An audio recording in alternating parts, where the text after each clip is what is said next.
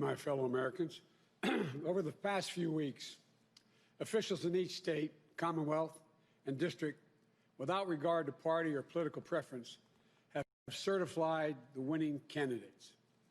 Today, a member of the Electoral College, representing the certified winner, cast their votes for President and Vice President of the United States in an act just as old as election itself. Once again, in America, the rule of law, our Constitution, and the will of the people prevailed. Our democracy pushed, tested, threatened, proved to be resilient, true, and strong. The Electoral College votes, which occurred today, reflect the fact that even in the face of a public health crisis unlike anything we've experienced in our lifetimes, the people voted. They voted in record numbers.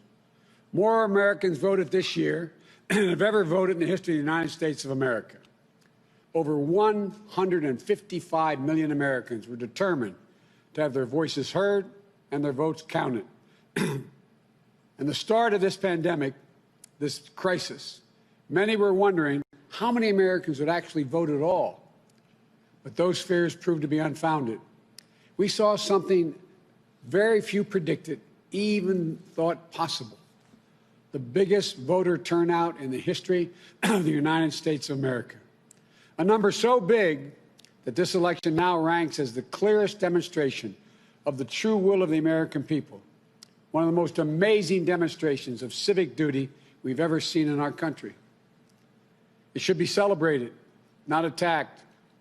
More than 81 million of those votes were cast for me and Vice President-elect Harris. That, too, is a record.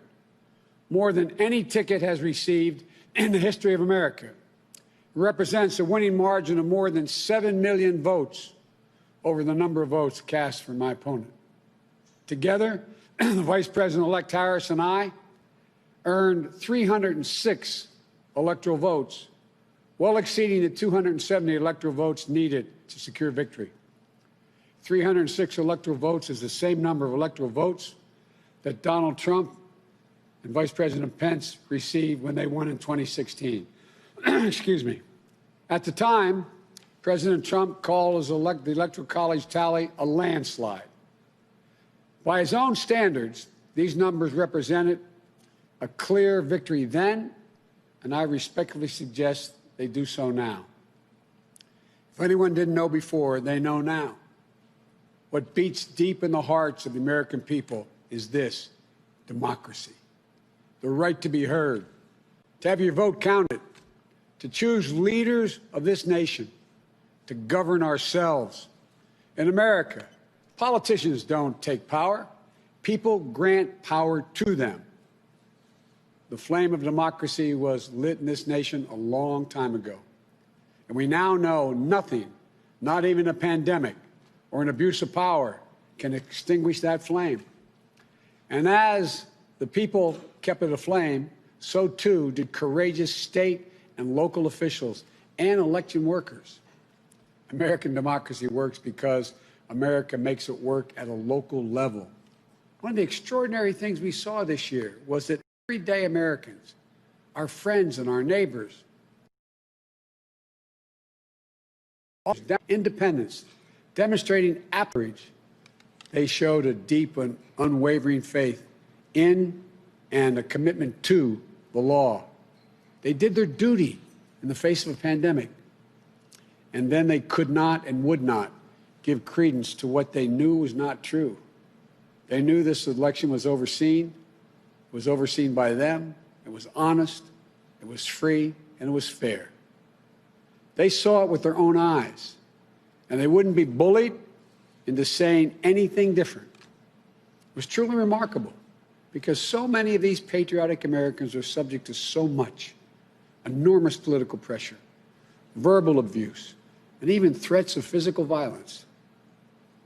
While we all wish that our fellow Americans in these positions will always show such courage and commitment to free and fair elections, it is my sincere hope we never again see anyone subjected to the kind of threats and abuse we saw in this election. It's simply unconscionable. We owe these public servants a debt of gratitude. They didn't seek the spotlight. and our democracy survived because of them, which is proof, once more, that it's everyday Americans infused with honor, character, and decency that is the heart of this nation.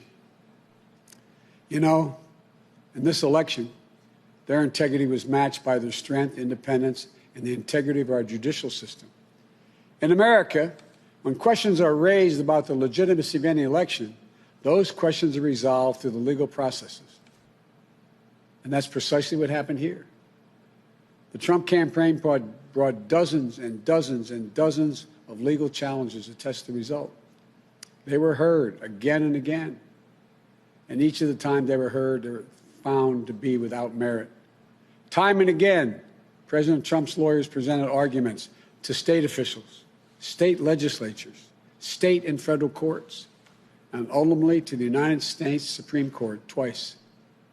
They were heard by more than 80 judges across this country, and in every case, no cause or evidence was found to reverse or question or dispute the results. A few states went for recounts. All the counts were confirmed. The results in Georgia were counted 3 times. Didn't change the outcome. The recount conducted in Wisconsin actually saw our margin grow. The margin we had in Michigan was 14 times the margin President Trump won that state by 4 years ago. Our margin in Pennsylvania was nearly twice the size of the Trump margin 4 years ago. And yet, none of this has stopped baseless claims about the legitimacy of the results. Even more stunning, 17 Republican attorneys general and 126 Republican members of the Congress actually signed on to a lawsuit filed by the state of Texas.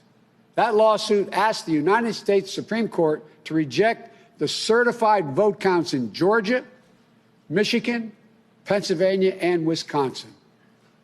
This legal maneuver was an effort by elected officials and one group of states to try to get the Supreme Court to wipe out the votes of more than 20 million Americans in other states, and to hand the presidency to a candidate who lost the Electoral College, lost the popular vote, and lost each and every one of the states whose votes they were trying to reverse. It's a position so extreme, we've never seen it before. A position that refused to respect the will of the people, refused to respect the rule of law, and refused to honor our Constitution. Thankfully, a unanimous Supreme Court immediately and completely rejected this effort. The court sent a clear signal to President Trump that there would be no part of an unprecedented assault on our democracy. Every single avenue was made available to President Trump to contest the results. He took full advantage of each and every one of those avenues. President Trump was denied no course of action he wanted to take. He took his case to Republican governors and Republican Secretary of State, as he criticized many of them, to Republican state legislatures, to Republican-appointed judges at every level. And in a case decided after the Supreme Court's latest rejection, a judge appointed by President Trump wrote, quote, "This court has allowed the plaintiff the chance to make his case, and he has lost on the merits." End of quote. Lost on the merits.